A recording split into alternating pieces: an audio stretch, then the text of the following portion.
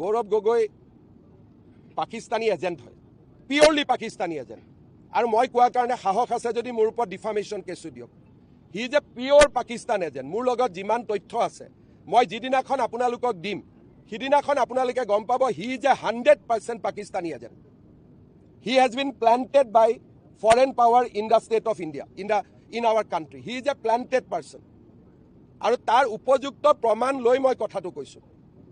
নিয়মমতে ইলেকশ্যন আছে বুলি, ইলেকশ্যন নাথাকিলেতো মই আৰু কঠোৰ হৈ দেখুৱাই দিলোহেঁতেন।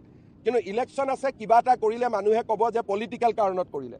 নহ'লে মোৰ হাতত ইমান দিন যিমানখিনি তথ্য আছে তাৰ পিছত তেওঁ আচলতে মুকলিভাৱে ঘূৰি থাকিবই নোৱাৰে।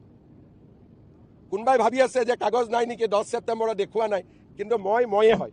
মই যি কৰিব লাগে টাইমত কৰিমেই, যি কৰিব লাগে 100%। আৰু he is a pure Pakistan agent. And as a chief minister মই কৈ আছোঁ